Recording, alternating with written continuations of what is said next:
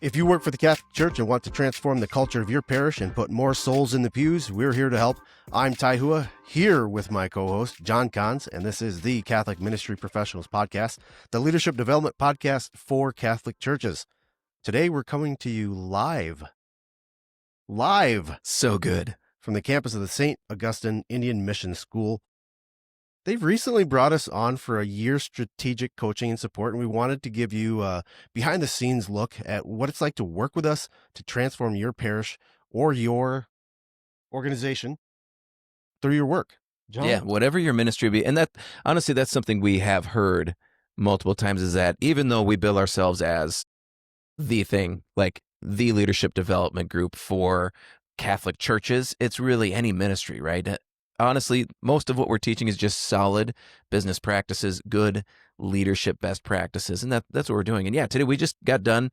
We met with Becky, the development director for the St. Augustine Indian Mission here in Winnebago, Nebraska, and we met with her for an hour and a half, and just to kind of get on the same page and look what this next year of support is going to look like for them. And so, like Ty said, we're going to give you a little peek behind the curtain. Yeah, a couple of things that I will say right away is she had mentioned, I wasn't sure if you guys did stuff outside of the church or if it was, so let's be very clear. We can help out just about anybody within Catholic ministry professionals. So you're going to lay that down. I'm just going to throw it out there and clear the air.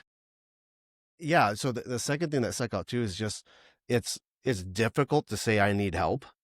And shout out to Becky at the St. Augustine Indian Mission School.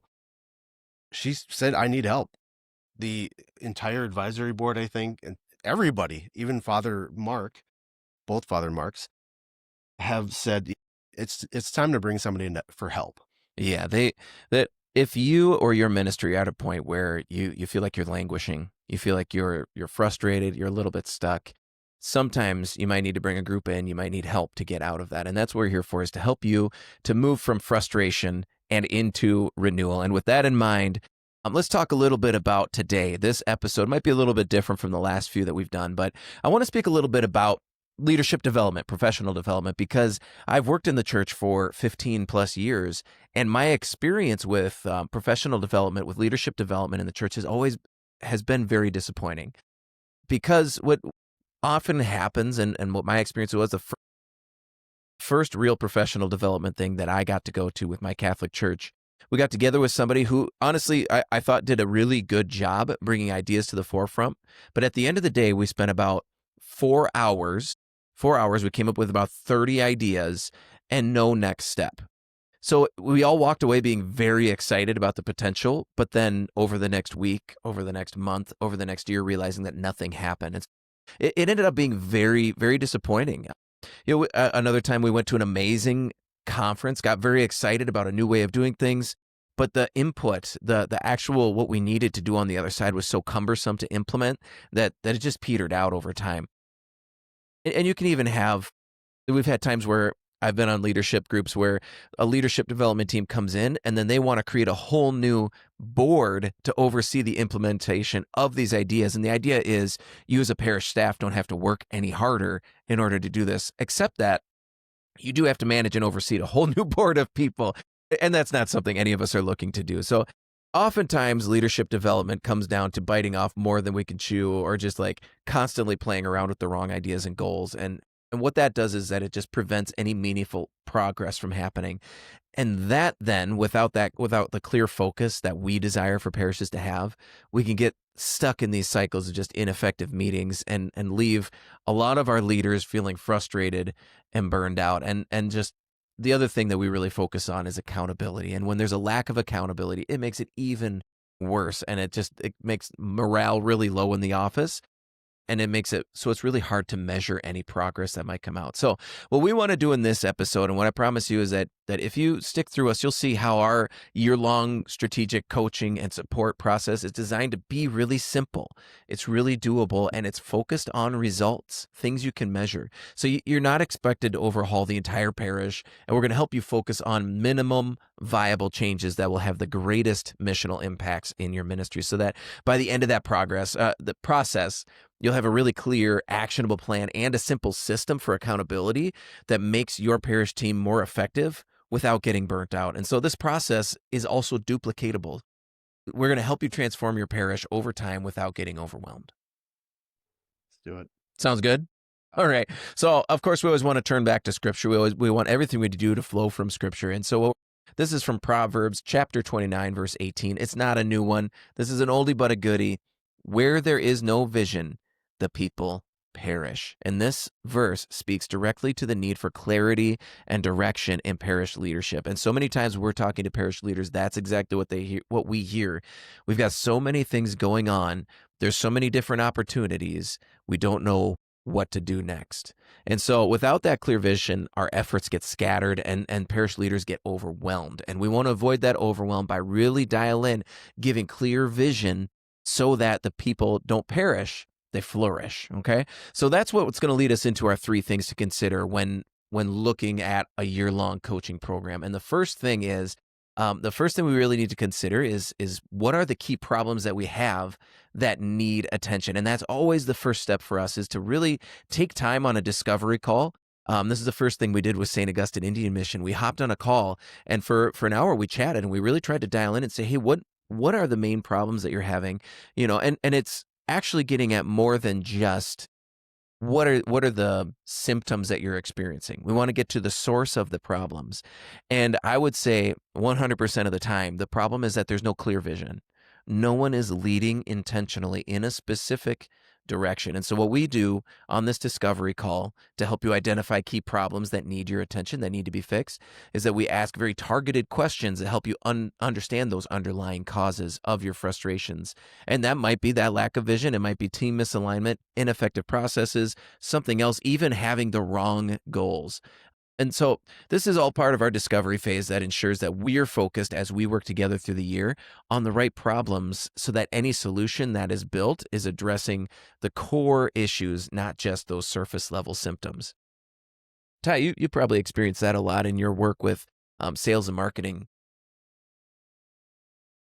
A lot of salespeople who sell just the product, what I would call, and a lot of people in the sales industry would say, it's product centric selling, meaning I have this thing that I want you to buy, and I'll tell you whatever about that product, but you never talk about how it really is going to benefit me, the buyer.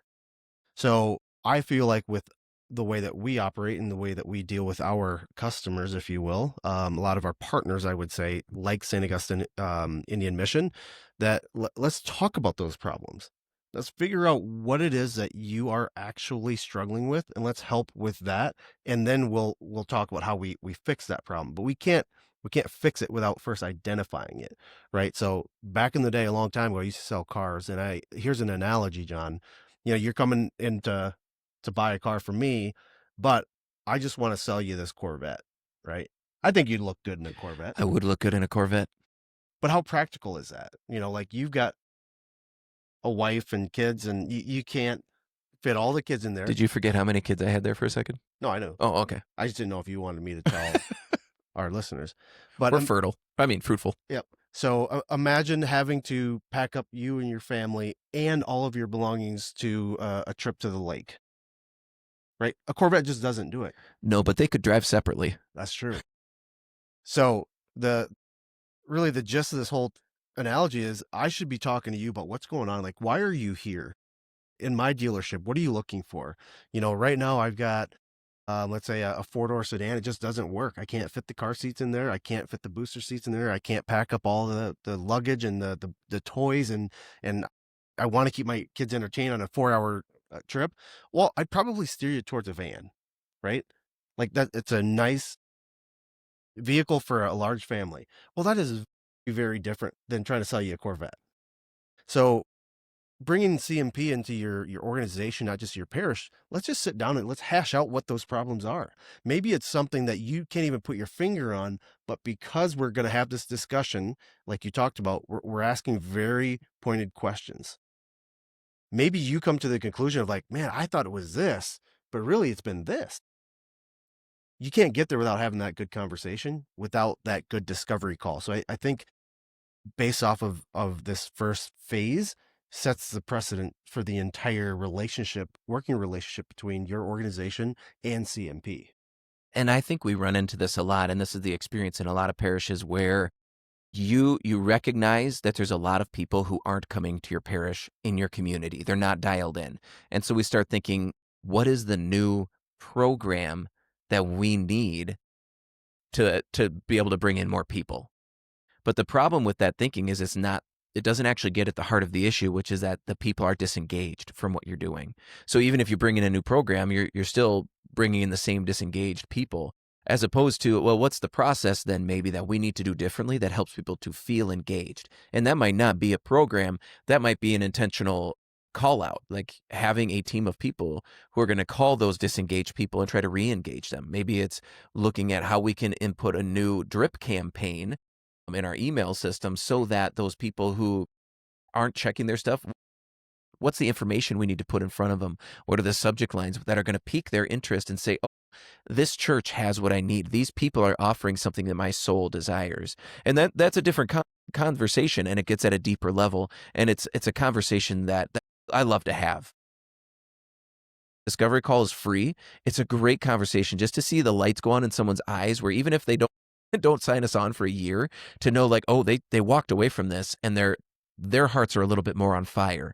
They have a little bit more joy, a little bit more hope, and a little bit more of an idea of how they can experience that success in their ministry just from that one phone call. So that's the first problem, or the first step, is always to identify those key problems. And that's what we do in our discovery call. The second thing you want to keep in mind as we look at what would a year of coaching and support look like with us is how we really build out that support and how we tailor it to your parish, your school, or your ministry. Because once we identify those key issues, we need to build that plan. And because your parish doesn't look like our parish, we even talked about that in our meeting today. You know, there's two ministries that serve the Winnebago, the Omaha tribes here in this area of Nebraska. And this parish serves really the rural Indian tribes, whereas the Omaha group really treats and serves those who are more in the cosmopolitan area, urban area, and they just have very different needs. And so while there's there's just a need to really consider how the different parishes, different ministries have different needs and serve different people who also have really practical needs. And so that support is going to look differently depending on what that parish is. So you're not getting a plug and play like this is the three things we do every time and it works 100% of the time. No, the reason it works is because we meet you, we listen to you, the people you serve, and we really come up with a plan that supports them.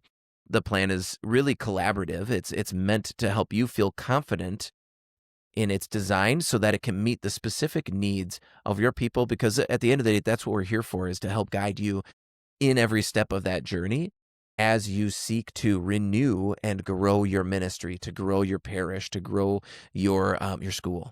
Yeah, I mean, you're going to take ownership with this plan. Yes. It can't just be some document that we type up and we give to you, and then it comes across as cookie cutter. You know what I mean? Like, this is customized, it's personalized, but then you have to take ownership of it. So this will be a very crucial, almost a pivot point, because up until then it's just a conversation, but then when you get the plan, you actually have to execute. So that's not just with St. Augustine Indian Mission, but with any organization or any parish. When the rubber meets the road, that's when it matters. And one of the big takeaways is always for people, standard operating procedures, creating the processes by which things get done. And it breathes so much life into your work, because you might have, take the bulletin, for example. We recently talked to a priest who took charge of a bulletin because one of the members of the parish staff was dealing with an illness, was out for a while. And so he just redid the bulletin because he was running it. He didn't like it was done.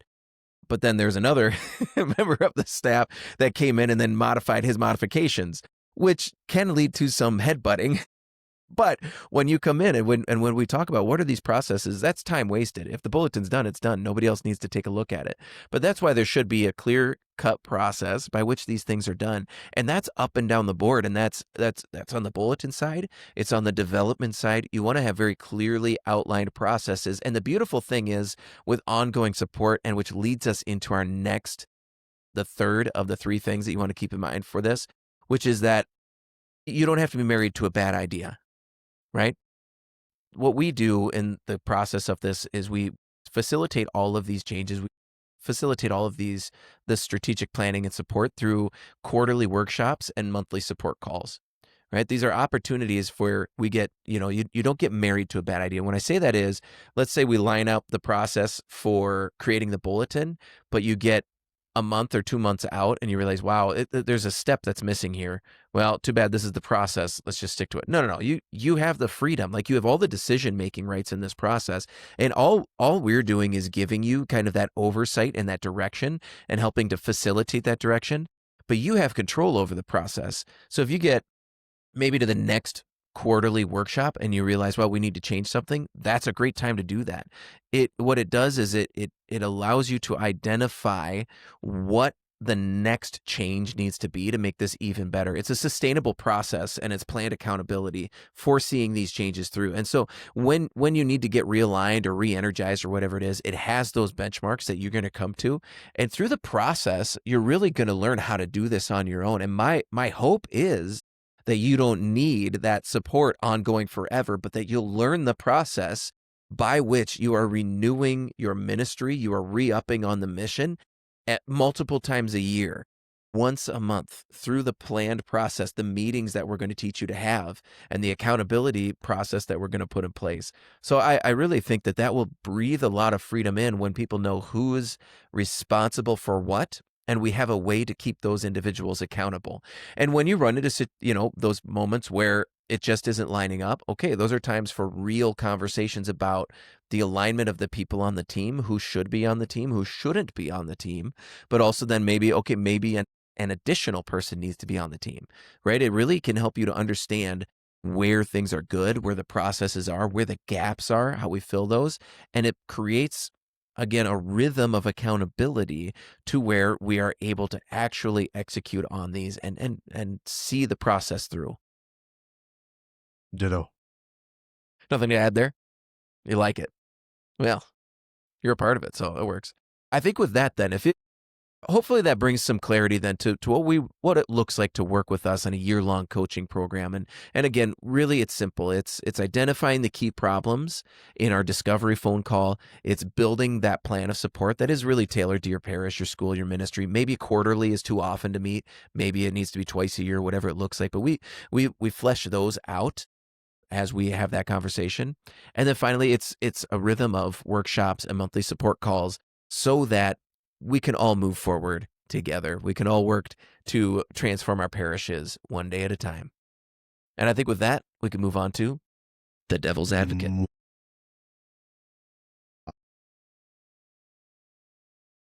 John, we don't have the time. We don't have the resources. We really don't have the energy to commit to a full year of strategic coaching. We're already stretched thin. Man, we can't afford to pay attention, let alone taking on something this comprehensive. Yeah, I do think the reason people hesitate to commit is because they're overwhelmed.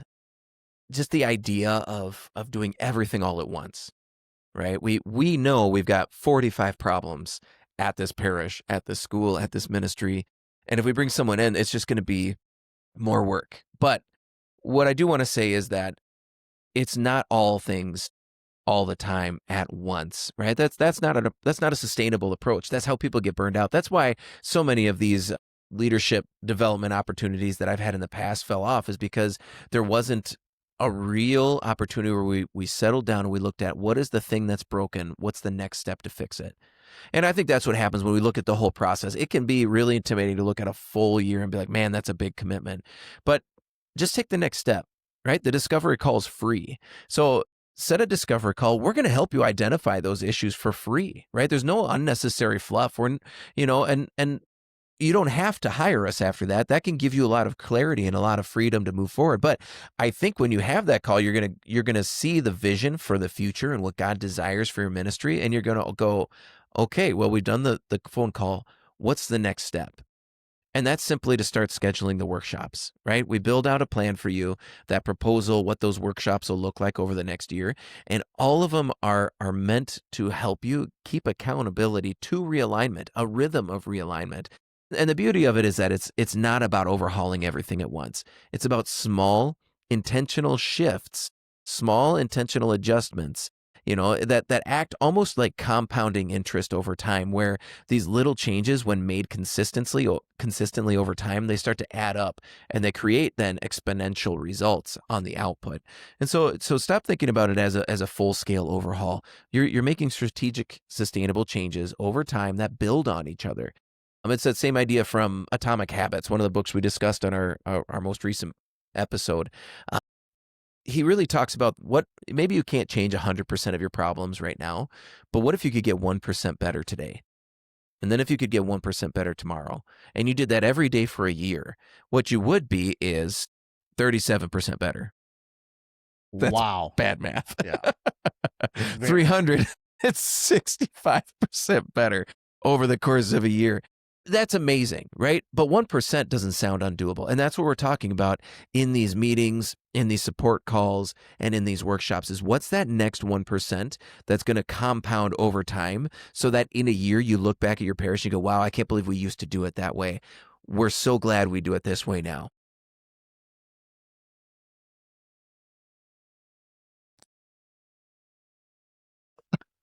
No, That's why I'm not an accountant. Yeah, I think the other thing you need to kind of wrap your mind around is the fruits that come with being more efficient.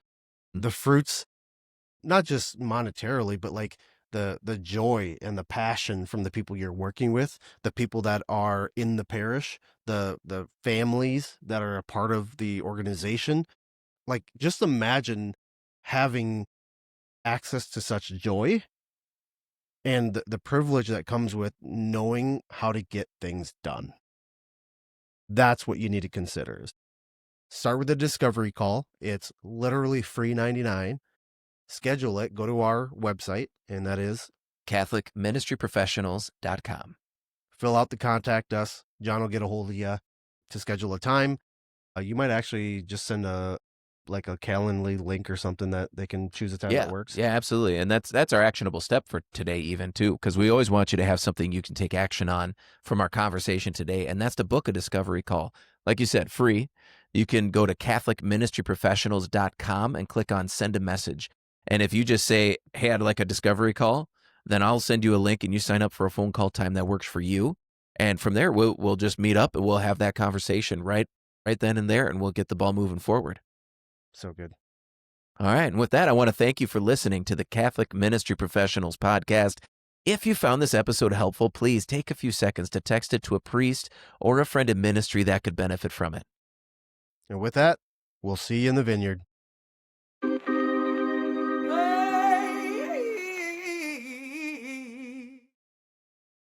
37%.